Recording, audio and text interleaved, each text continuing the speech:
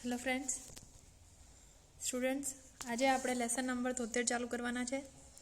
Lesson number 72માં three phase વાઇન્ડિંગના સૂત્રો કેટલાક તમને જણાવ્યા મેં, બરાબર, અને કેટલાક સૂત્રોની ગણતરી કઈ રીતે કરવાની, શું છે એ બધું બતાવ્યું, બરાબર. હવે આજે થ્રી ફેઝ વાઇન્ડિંગના સૂત્રો તરીકે અલગથી લેસન છે. એમાં ક્રમ વાઇઝ કઈ રીતે વાઇન્ડિંગના ફાઇનલ ટેબલ સુધી પહોંચવાનું, તે ક્રમ વાઇઝ સૂત્રો કઈ રીતે વાપરવાના તે ખાસ આપવામાં આવેલ છે, બરાબર. હવે આમાં ચોપડીમાં જે તમારી થિયરી છે એ પ્રમાણે પહેલાં તમને લોકોને બતાવી દઉં, પછી એક એક્ઝામ્પલ લઈને તમને લોકોને એકચ્યુઅલી વાઇન્ડિંગના ગણતરી કઈ રીતે કરવામાં આવે તે તમને લોકોને બતાવું, બરાબર.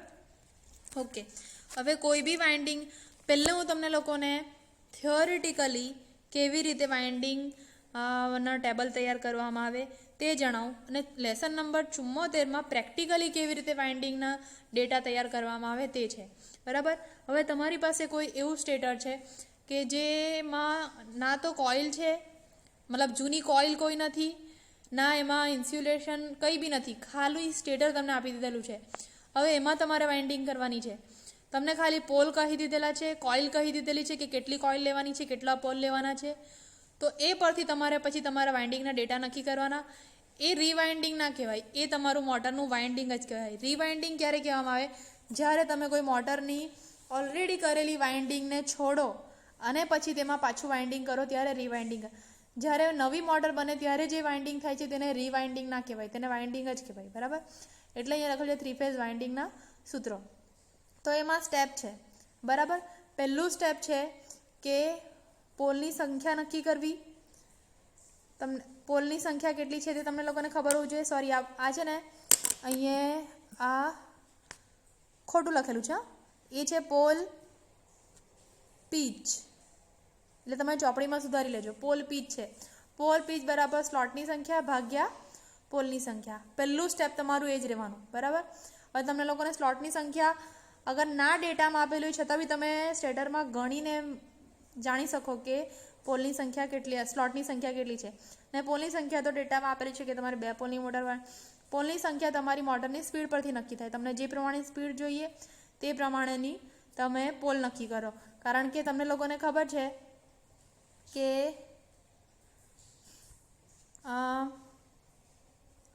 સ્પીડ બરાબર 120 ફ્રીક્વન્સી ભાગ્યા પોલ. પી બરાબર પોલ અને એફ બરાબર ફ્રીક્વન્સી અને એન બરાબર સ્પીડ. જેટલી પોલ વધારે તેટલી સ્પીડ ઓછી, અને જેટલું પોલ ઓછા તેમ સ્પીડ વધારે. એટલે તમારે સ્પીડ જે પ્રકારની રાખવી હોય તે પ્રમાણે તમારા પોલ નક્કી થવા જોઈએ, બરાબર. પછી તમારે કુલ ઇલેક્ટ્રિક ડિગ્રી શોધવાની. કુલ ઇલેક્ટ્રિક ડિગ્રી તમને લોકોને મેં કીધેલું કે પોલની જોડીની સંખ્યા પરથી નક્કી થાય. અગર 2 પોલ મોટર હશે તો જોડીની સંખ્યા રહેશે 1, અગર 4 પોલ મોટર રહેશે તો જોડીની સંખ્યા રહેશે 2, બરાબર. આ 2 સ્ટેપ થઈ ગયા તમારા. પછી ત્રીજું સ્ટેપ છે એક સ્લોટ દીઠ ઇલેક્ટ્રિક. તમે કુલ ઇલેક્ટ્રિક ડિગ્રી ગણી કરી કે 360 ગુણ્યા 2 છે, 4 છે, જે તે પ્રમાણે. તો ભાઈ એક સ્લોટની ઇલેક્ટ્રિક ડિગ્રી કેટલી થશે? તો તમારે ટોટલ સ્લોટને કુલ ઇલેક્ટ્રિક ડિગ્રીમાંથી ભાગી કાઢવાના, એટલે તમને એક સ્લોટની. હવે એક સ્લોટની ડિગ્રી કેમ જાણવી પડે? કારણ કે અગર એક સ્લોટની ડિગ્રી 15 ડિગ્રી હોય, હવે તમારે 3 ફેઝ વચ્ચે 120 ડિગ્રીનો તફાવત રાખવાનો હોય, તો અગર તમે એક સ્લોટ છોડશો તો 15 ડિગ્રી, 2 સ્લોટ છોડશો તો 30 ડિગ્રી, તેવી રીતે 6 સ્લોટ છોડશો તો કેટલા થશે? 90 ડિગ્રી. ને અગર તમે 8 સ્લોટ છોડશો તો 120 ડિગ્રી. મતલબ તમને લોકોને અંદાજ હોવો જોઈએ કે અગર એક ફેઝ, પહેલો આર ફેઝ, એ ફેઝ તમે જો અગર ફર્સ્ટ સ્લોટથી ચાલુ કરેલો હોય તો તમારે બીજા ફેઝ ચાલુ કરવાની વચ્ચે 9 સ્લોટનો ડિફરન્સ હોવો જરૂરી છે. તો જ તમારો ત્યાંથી બરાબર વાય ફેઝ એટલે કે બી ફેઝ ચાલુ થશે. 120 ડિગ્રી કમ, એટલે તમને પર સ્લોટ ડિગ્રી ખબર હોવી જરૂરી છે. હવે તમને લોકોને એ ખબર હોવી જોઈએ કે એક ફેઝ અને એક પોલ દીઠ કોઇલની સંખ્યા કેટલી હશે. હવે તમને ટોટલ કોઇલની સંખ્યા આપી દીધેલી છે, સમજી લો 12. તો તમારે 12 ભાગ્યા ફેઝ કેટલા છે? 3, અને તમારી પોલ કેટલી છે? 4. તો 12 ભાગ્યા 3 ભાગ્યા 4 એટલે કે 1 આવશે. એનો મતલબ શું કે પર ફેઝ પર પોલ એક તમારી કોઇલ પડશે. હવે કોઇલ ગ્રુપ નક્કી કરવાનું. તો પોલની સંખ્યા ઇન્ટુ ફેઝની સંખ્યા. અગર પોલ સંખ્યા 4 છે અને ફેઝની સંખ્યા 3 છે તો 4 તારી 12 એટલે 12 તમારા કોઇલ ગ્રુપ થશે. બરાબર. હવે પોલ પીચ શોધવા માટે અહીંયા સૂત્ર સમજાવેલો છે. પછી સ્લોટની સંખ્યા અને ઇલેક્ટ્રિક ડિગ્રીનો સંબંધ શોધવા માટે જે સૂત્રો છે તે સમજાવેલા છે. તે તમારી સાથે કાલે ડિસ્કસ થઈ ગયા મારા. બરાબર. ને એક સ્લોટ દીઠ ઇલેક્ટ્રિક ડિગ્રી કેટલી છે તે શોધવાનું આ સૂત્ર છે. હવે હું તમને લોકોને આખો જ્યારે એક્ઝામ્પલ સમજાવીશ ત્યારે તમને બધા એક્ઝામ્પલ પ્લસ તમે જ્યારે પ્રેક્ટિકલ શીખશો ને ત્યારે પ્રેક્ટિકલ આ બધું રિપીટ થશે. બરાબર. ફેઝ અને પોલ દીઠ કોઇલની સંખ્યા નક્કી કરવાનું સૂત્ર છે. પછી આ છે સેકન્ડ. બંને સૂત્ર પરથી તમારે કઈ રીતે તમારા કોઇલને ડિવાઈડ કરવાનું તે આવું ફેઝ અને કરીને મૂકવાનું. બરાબર. પછી આ રીતે થઈ જશે એટલે તમને ટોટલ કોઇલ કેટલી કયામાં પડશે તે તમને ખબર પડશે. બરાબર. આ તમારું પાર્ટ 1 છે. પછી લાસ્ટ ટેબલ કઈ રીતે બનાવવાનું ને તે પછી નક્કી થાય. પણ આપણે એક એક્ઝામ્પલ જોઈ લઈએ. બરાબર. હવે આ જે તમારું એક્ઝામ્પલ છે, સ્ક્રીન દેખાતી છે ને સ્ટુડન્ટ્સ? સ્ક્રીન દેખાતી છે કે? ઓકે. આપણું જે ઉદાહરણ છે તે ફર્સ્ટ છે. સમજી લો તમારે સ્લોટ તમારા 24 છે અને પોલ 2 છે, કોઇલ તમારી 12 છે અને બીજું શું જરૂર પડે? એક આપણે ચોપડીમાંનો જ એક એક્ઝામ્પલ લઈ લઈએ. બરાબર. વેઇટ.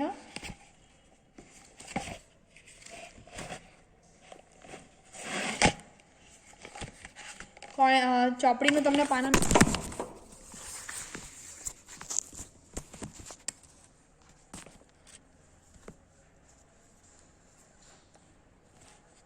ચોપડીનું પાના નંબર કહું છું તમને.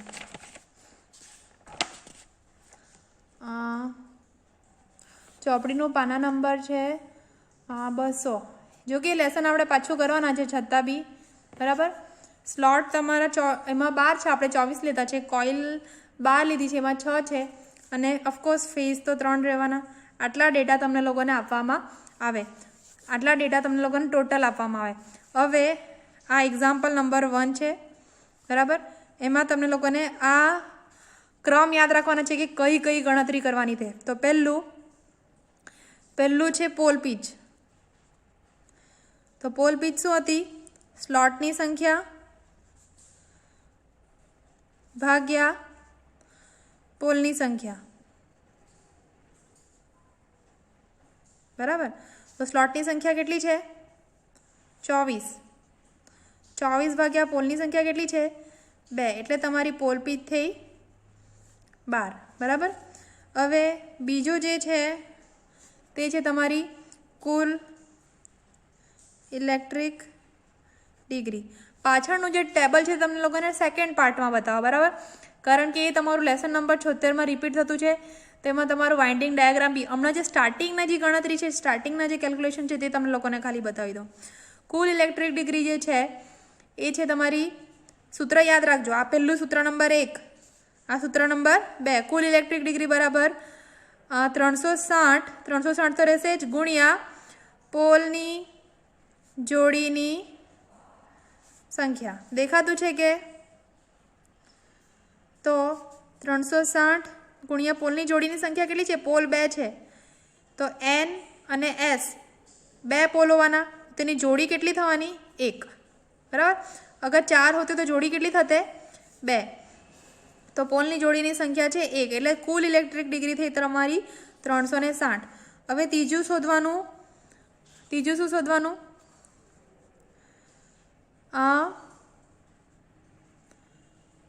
પર સ્લોટ ઇલેક્ટ્રિક ડિગ્રી. તો એના માટે છે કુલ ઇલેક્ટ્રિક ડિગ્રી ભાગ્યા સ્લોટની સંખ્યા. તો 360 ભાગ્યા 24 કરવાના. કેટલા થશે? 360 ભાગ્યા 24 કરી જોજો, કેલ્ક્યુલેશન કરો જો. તો ભાઈ 15 ડિગ્રી થશે. એનો મતલબ શું થયો? કે આ તમારું સ્ટેટર છે, બરાબર. સ્ટેટરમાં તમારા આ સ્લોટ છે, આ ખાંચા છે તમારા, આયલા આ સ્લોટ છે તમારા. તો એક સ્લોટથી બીજા સ્લોટ વચ્ચેનું જે ડિગ્રી છે તે કેટલી છે તમારી? 15 ડિગ્રી છે. આવું નક્કી થાય, બરાબર. એટલે કે તમારે અગર તમે 2 સ્લોટ છોડતા છો તો ડિગ્રી કેટલી થઈ જશે? 30. અગર 3 સ્લોટ છોડતા છે તો 15 તારી 45 ડિગ્રી થઈ જશે, 45. એ રીતે દરેક સ્લોટમાં તમારી ડિગ્રી વધતી જશે, બરાબર. હવે ચોથો પોઈન્ટ છે તમારું, ખાસ યાદ રાખજો, કોઇલ પર ફેઝ પર પોલ શોધવાના. તો તે કેવી રીતે શોધશો? તો કોઇલના છેદમાં ફેઝ કરો ગુણ્યા 1/પોલ. તો કોઇલ કેટલી છે? તો ભાઈ 12. ફેઝ છે તમારા 3 ને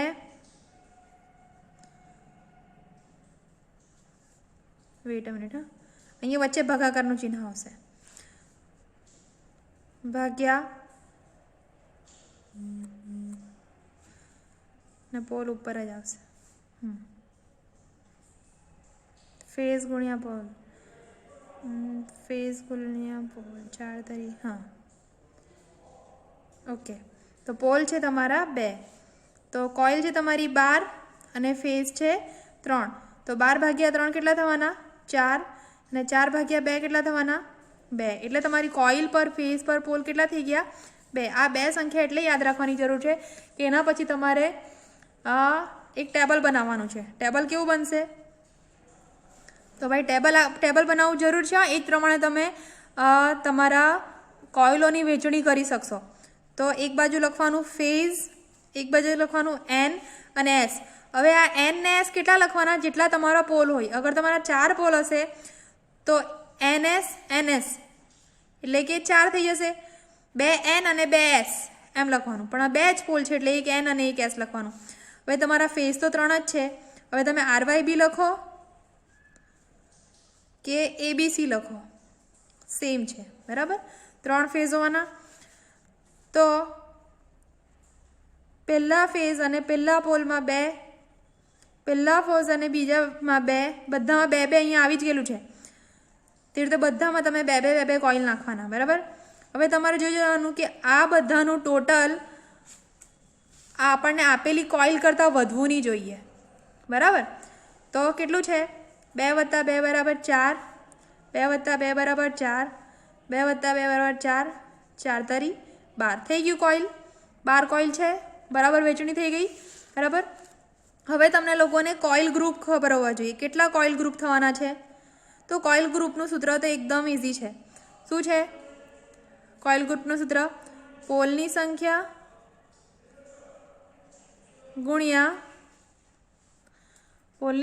ગુણ્યા ફેઝની સંખ્યા.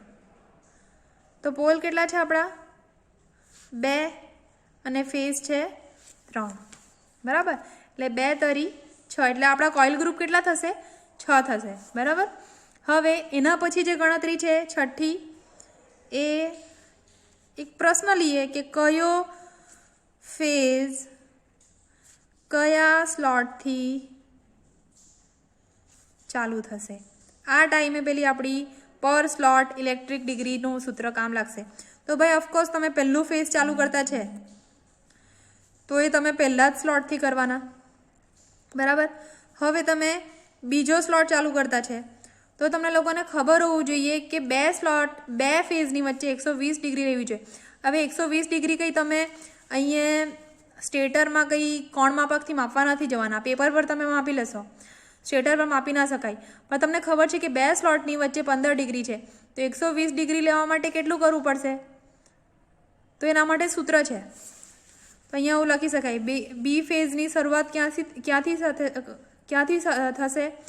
તો 120 2 ફેઝ વચ્ચે રહેવું જોઈએ ભાગ્યા સ્લોટ દીઠ ઇલેક્ટ્રિક ડિગ્રી વત્તા 1 સ્લોટ, બરાબર. કારણ કે પહેલા સ્લોટથી તો આપણે ચાલુ કરતા છે એટલે છેલ્લો સ્લોટ કાઉન્ટ નહીં થાય, બરાબર. એટલે 120 આપણું કેટલું આવેલું હતું? 15 આવેલું હતું, બરાબર ને. સ્લોટ દીઠ ઇલેક્ટ્રિક ડિગ્રી કેટલી આવેલી હતી? આવેલી 15 આવેલી. સ્લોટ દીઠ ઇલેક્ટ્રિક એટલે એક બે સ્લોટ વચ્ચેનો જે ડિગ્રી છે તે કેટલી હતી? 15. તો 120 ભાગ્યા 15 કેટલા થાય? વત્તા 1. 120 ભાગ્યા 15 થાય 15 × 8 120 એટલે 8 થાય. એટલે 8 વત્તા 1 મતલબ 9. 9મા સ્લોટથી બી ફેઝ ચાલુ થશે. બરાબર. તેવી જ રીતે બી ફેઝ એટલે કે સી ફેઝ. તો સી ફેઝ માટે બી સેમ સૂત્ર છે, પણ ઉપર 120ની જગ્યા પર તમારે શું કરી દેવાનું? 240. કારણ કે હવે આરથી 2 ફેઝ દૂર જવાના. તો 120 ગુણ્યા 2 એટલે 240. 240 ભાગ્યા સ્લોટ દીઠ ઇલેક્ટ્રિક ડિગ્રી વત્તા 1. તો 200 નીચે કરીએ. 240 ભાગ્યા 15 વત્તા 1 કેટલા થશે? 240 ભાગ્યા 15 કેટલા થશે? 16 થશે. બરાબર. જો કરી બતાવું તમને લોકોને. જો આ 240 ભાગ્યા 15 કર્યું તો 16 થાય. 16 વત્તા 1 કરશું એટલે 17 થાય. એટલે 17માં સ્લોટથી સી ફેઝ ચાલુ થશે. બરાબર. 17માં સ્લોટથી સી ફેઝ ચાલુ થશે. પછી તમારે એક પીચ ટેબલ તૈયાર કરવાનું રહેશે. તે પીચ ટેબલ હું તમને પાછળની તરફ ડ્રો કરીને બતાવું કઈ રીતે આ 3 સ્લોટને સ્લોટમાં વાઇન્ડિંગ ભેરવવાની, કઈ રીતે સ્લોટ છોડવાના, કઈ રીતે તમારો એન ધ્રુવ અને એસ ધ્રુવ બનશે તે. ઓકે. તો તમને લોકોને કીધું મેં કે અગર તમારા 24 સ્લોટ હશે ને તમારી 12 કોઇલ હશે, તમને લોકોને ખબર છે કે આર વાય બી કઈ જગ્યા પરથી ચાલુ થવાના છે. તો કંઈક આ પ્રમાણેનું સેટિંગ કરો. હવે દરેક વાઇન્ડિંગ માટે અલગ અલગ સેટિંગ હોય. બરાબર. આમાં તમારી 2 કોઇલ છે. અગર તમારે ચેન વાઇન્ડિંગ કરવું હોય તો આ ટાઈપનું પીચ ટેબલ બનશે. અગર ગ્રુપ ટાઈપની વાઇન્ડિંગ કરવી હશે તો અલગ ટાઈપનું ટેબલ બનશે. એ 2 ટાઈપના ટેબલ કઈ રીતે બનશે હું તમને ગ્રુપ ટાઈપ અને ચેન ટાઈપના જ્યારે ચેપ્ટર્સ કરાવીશ ને ત્યારે સમજાવીશ. બરાબર. હમણાં તમે હાલ એટલું જાણી લો કે પીચ ટેબલ કંઈક આ રીતે બને. બરાબર. તો 24 સ્લોટ છે તો તેને આ રીતે કંઈક તમારે લખી દેવાના એક નંબર છોડીને. 1 3 5 7 9 11 13 15 17 19 21 ને 23. આ તમે એકી સંખ્યા લખી દીધી. બરાબર. હવે આ બાજુ કઈ રીતે લખવાનું? તો તમને લોકોને ખબર છે કે તમારી પોલ પીચ 12 છે. તો 1 થી 12 તમારે એક કોઇલ નથી નાખવાની, તમારે 2 કોઇલ નાખવાની છે. તો તમારે 12 થી 2 નંબર પહેલા એટલે કે 10 નંબરમાં એક કોઇલ નાખવાની. તેનું સ્ટ્રેટ કનેક્શન કરીને એટલે કે ટર્ન્સ બદલ્યા વગર. અગર તમે ઘડિયાળની દિશામાં ટર્ન્સ કરતા છે તો બીજી કોઇલના બી જે ટર્ન્સ છે તે કઈ દિશામાં હોવા જોઈએ? ઘડિયાળની જ દિશામાં. 1 થી 2 આગળ એટલે કે 3 થી 12માં બીજી કોઇલ નાખવાની. એટલે આ તમારું જે પહેલો જે તમારો ફેઝ છે એનો એન તૈયાર થઈ ગયો. બરાબર. એ તમારો એન તૈયાર થઈ ગયો અને અહીંયા તમારી પહેલી અને બીજી કોઇલ કમ્પ્લીટ થઈ ગઈ. બરાબર. હવે આનો જે રિટર્ન પાથ એટલે કે તમારો એસ ધ્રુવ, આ તમારો એન ધ્રુવ થઈ ગયો. હવે જો આને એસ ધ્રુવ છે તે કેવી રીતે તૈયાર કરવાનો? એક મિનિટ. જે બીજો ધ્રુવ છે તો તમને પોલ પીચ ખબર છે કે 12 છે. હા, તો 12માં 12 ઉમેરીએ તો કેટલા થાય? 24 થાય. તો જે રિટર્ન પાથ જે છે, ક્લિયર નથી આવતું.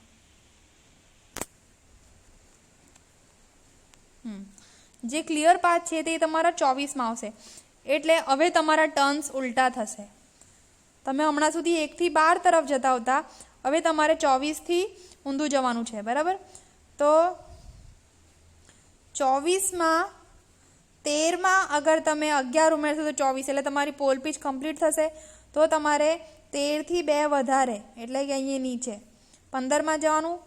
15 થી સ્ટ્રેટ કનેક્શન કરીને બીજી કોઇલ તૈયાર કરવાની જે 22 થી 13માં જશે. આના જે ટર્ન્સ છે તે આના કરતાં ઉલટા થશે. એટલે આ એન બનશે તો આ એસ બનશે, આ ઉત્તર ધ્રુવ બનશે તો આ દક્ષિણ ધ્રુવ બનશે. અહીંયા તમારો પહેલો ફેઝ રિટર્ન થઈ ગયો, બરાબર.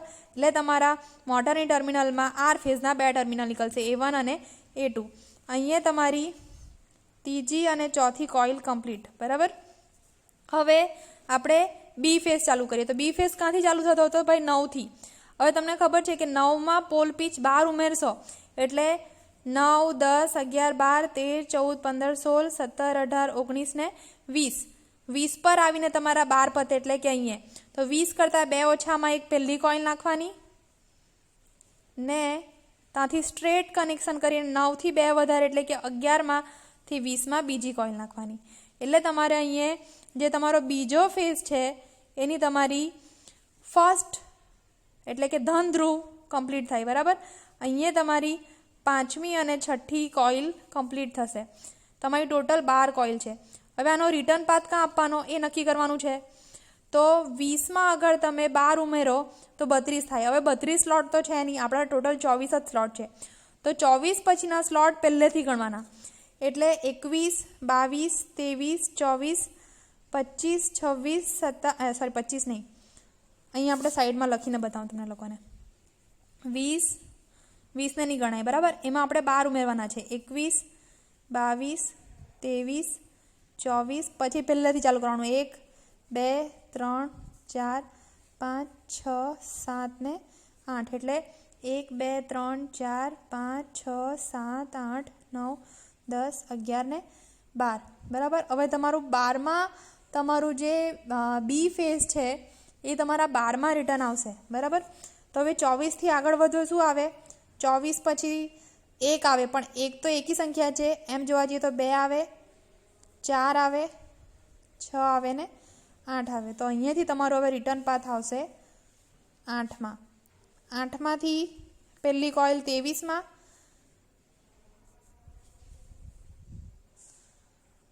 પછી ત્યાંથી ઉપર રિટર્ન પાથ 6માં ને પછી 23થી 2 ઓછા 21માં.